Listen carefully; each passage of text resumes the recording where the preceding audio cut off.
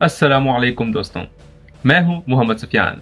अपने YouTube channel information by Sufiyan में आप सब दोस्तों को खुश आमदीद कहता हूं। दोस्तों, आज की वीडियो में हम बात करेंगे इसराइल और ईरान के दरमियान जारी हालिया जंग के बारे में। हालात तेजी से बदल रहे हैं और इन दोनों मुल्कों के दरमियान बढ़ती हुई कुशीदगी ने पूरी दुनिया को तशवीश में डाल रखा है। आखिर ये जंग शुरू कैसे हुई और इसके पीछे असल वजूहात क्या हैं? आज की इस वीडियो में हम उन तमाम सवालात के जवाबात इंतहाई आसान अल्फाज में समझने की कोशिश करेंगे। चलिए दोस्तों, वीडियो शुरू करते हैं, लेकिन उससे पहले आप सब दोस्तों से एक छोटी सी गुजारिश है कि वीडियो को लाइक और चैनल सब्सक्राइब करना बिल्कुल भी ना भूलिएगा, ताकि आप सब दोस्तों को इंफॉर्मेशन और मुझे हौसला और दाद मिलती रहे। The city of Tel Aviv continues to be Iran's prime target, and there have been regular attacks. Early this morning, our cameraman here recorded these pictures of an incoming salvo being met by interceptor missiles. 28 फरवरी 2024 मशरक़ी वस्ता में एक नई और बड़ी जंग का आगाज हुआ। Fire and destruction across the Middle East this Saturday night after the U.S. and Israel unleashed a massive joint strike on Iran, delivering on Donald Trump's threats against the regime. They've rejected every opportunity to renounce their nuclear ambitions, and we can't take it anymore. With reports tonight that Iran's supreme leader has been killed. जब America और Israel ने मुश्तरका तौर पर Iran के कई शहरों पर बड़े फिजाई हमले किए। इस कार्रवाई को अमेरिका ने ऑपरेशन एपिक फ्यूरी का नाम दिया है। अमेरिका और इसराइल का ईरान पर हमला, तेहरान, इस्फहान, शिराज, कुम, करमानशाह, तबरेज धमाकों से गूंज उठे। इस जंग की सबसे बड़ी और फौरी वजह ईरान के सुप्रीम लीडर आयतुल्लाह अली खामनाई के एक हमले में शहादत बनी, जिसके बाद पूरे खित्ते में कुशीदगी इंतहा को पहुंच गई। ईरान ने इसका जवाब इसराइल और खित्ते में मौजूदा अमरीकी अड्डों पर सैकड़ों मिसाइलों और ड्रोन्स के हमलों से दिया।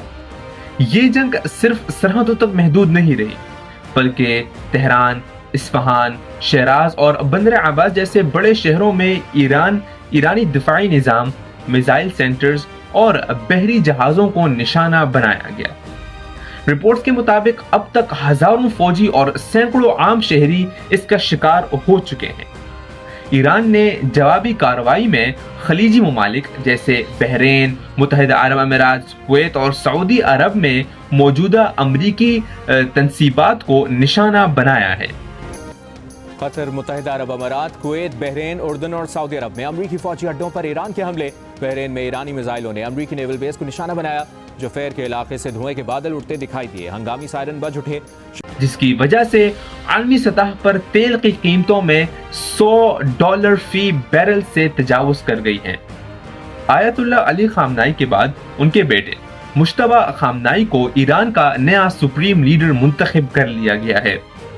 ईरान इस वक्त अंदरूनी तौर पर सख्त दबाव में है, क्योंकि इंटरनेट की बंदिश और मुसलसल फिजाई हमलों ने जिंदगी को मफलूज कर दिया है। ताहम ईरानी हुकूमत का मौक़िफ़ है कि वो अपने खुद मुख्तारी का दिफा आखिरी हद तक करेंगी। दूसरी तरफ इसराइल का कहना है कि वो ईरान की फौजी ताकत और एटमी प्रोग्राम को मुकम्मल तौर पर ख़त्म करने तक ये ऑपरेशन जारी रखेंगे। ईरान ने इसराइली और अमरीकी दिफाई निज़ाम यानी एयर डिफेंस सिस्टम को काफ़ी हद तक कमज़ोर कर दिया है। पहले ईरान के 90% मिसाइल हवा में तबाह कर दिए जाते थे, लेकिन अब ईरान के 40 से 50% मिसाइल अपने हदफ यानी टारगेट तक पहुंच रहे हैं।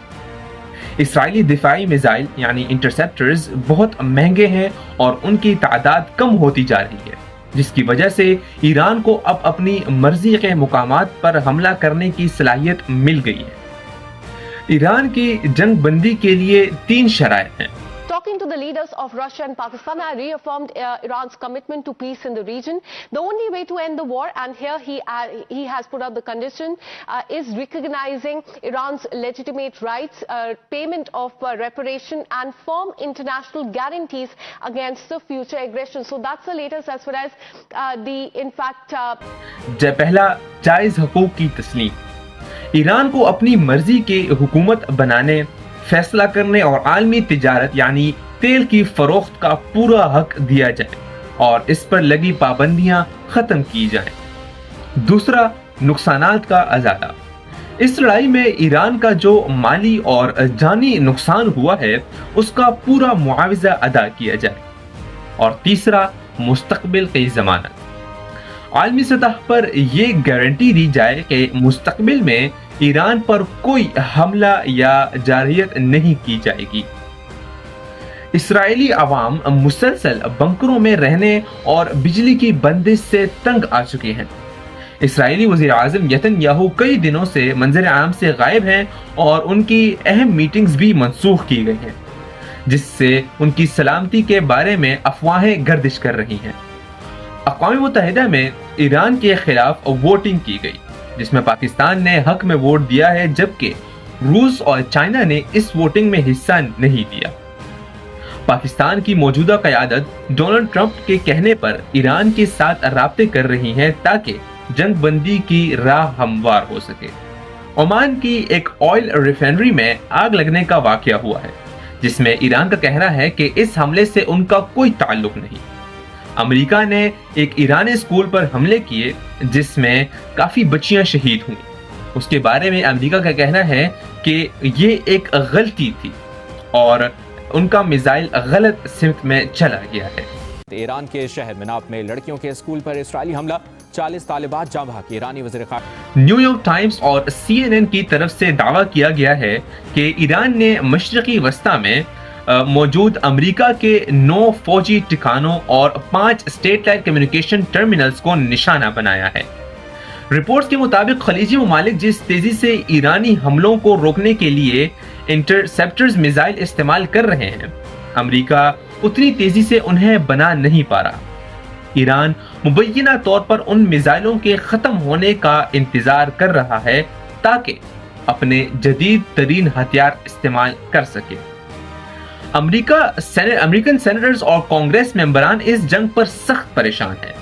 सियासतदानों ने सवाल उठाया है कि डोनाल्ड ट्रंप ने अमेरिका को इस गैर कानूनी जंग में क्यों धकेला है, जिसका कोई वाज़ेह अंजाम नजर नहीं आ रहा। फ्रांस, स्पेन और सर्बिया ने इस जंग की मुखालफत की है।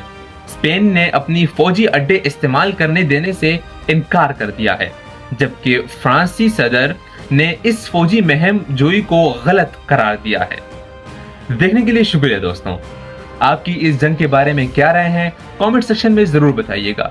वीडियो को लाइक और चैनल सब्सक्राइब करना बिल्कुल भी ना भूलिएगा, ताकि आप सब लोगों को ऐसी मजीद इंफॉर्मेटिव वीडियोस टाइम पर मिलती रहें। मिलते हैं अगली वीडियो में, तब तक के लिए अल्लाह हाफिज।